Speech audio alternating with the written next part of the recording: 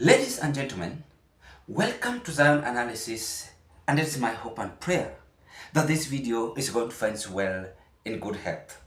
Happy Sunday, and I appreciate you so much for your great support that you always offer to this broadcast. If I may ask you this simple question, do you think William Ruto is going to get more vote in Luo Nyanza? Because according to Wycliffe Ambeta Oparanya, is confirming to William Ruto that the problem is not the leaders, the electorate, sorry. The problem is the leaders.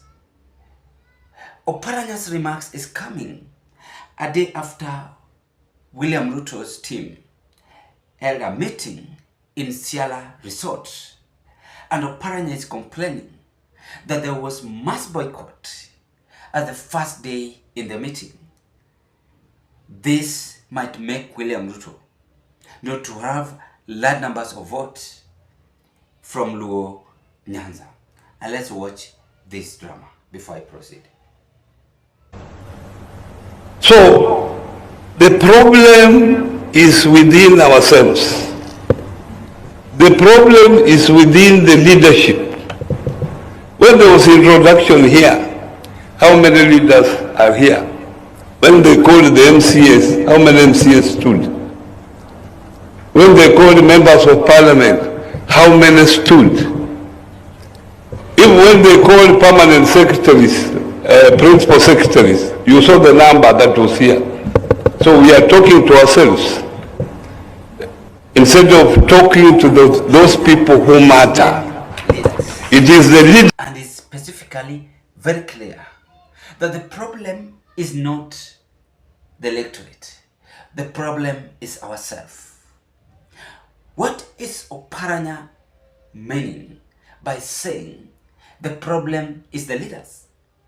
It means that these leaders are just with William Ruto for the benefit of their political intention or interest. So on our today's political analysis, we want to find out, why do you think Oparanya have dropped a bombshell in UDA administration?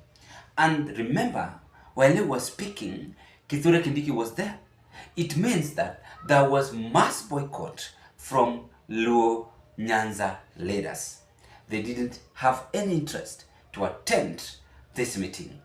According to me, Oparanya's message is very significant, and allow me to dig deep into this. But before I carry on, ladies and gentlemen, if you are watching me for the first time, having interest to proceed with this kind of political discussion, I request you kindly do me a favor, take a 1 second and click that notification bell and subscribe to our YouTube channel. In that next time, when I upload you such kind of a video, the video will automatically comes into your broadcast. And I want to thank the new subscribers for your subscription, because if it was not a subscription, then this channel could have not reached to where it is as at now. What you must be aware of is that in politics, it is always well planned, well drafted for any politician to achieve whatever he or she wants. Remember, for William Ruto to survive in politics, he must start with the Luo Nyanza votes. Because right now, Mount Kenya have gone. And if Mount Kenya have gone, it must influence the Luo community or Nyanza votes. And how will Ruto influence the Nyanza vote? Number one, he must use leaders from Nyanza. Leaders from Nyanza must be there and confess that they are going to support William Ruto.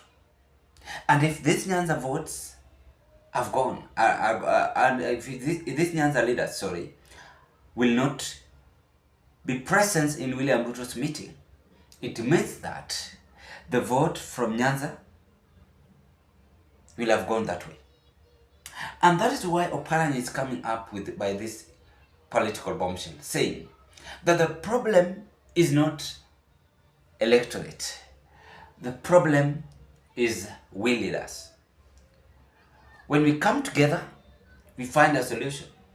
So there's fear. Oparanya is fearing that Nyanza votes might disappear for William Ruto. Of course, the Luo community might not vote William Ruto.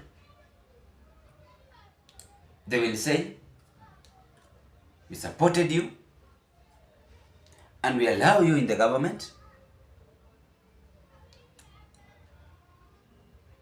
for many years.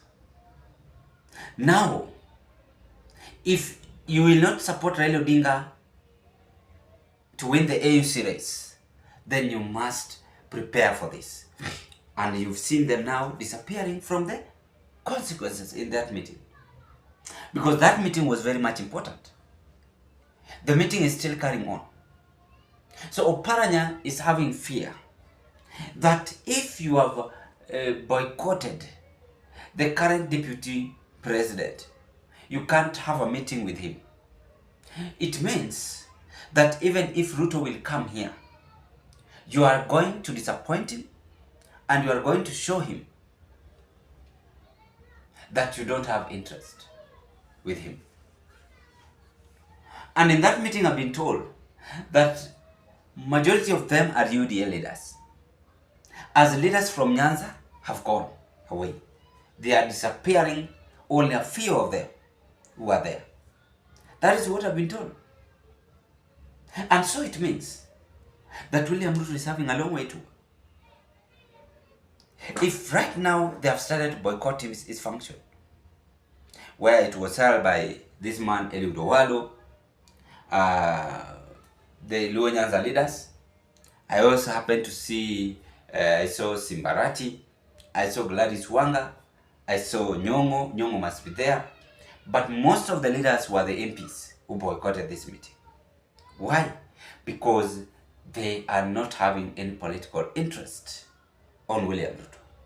And that is why Oparanya is now raising a complaint that when we stood MCA, they wasn't there. When we stood an MP, wasn't there. So it means that if the governors are present, then Kisumu alone we have several MPs. We have several governors. We have several MCs. These are voters. If they have decided to boycott William Ruto right now, then Ruto must prepare for a new hostile ground emerging in Luo Nyanza.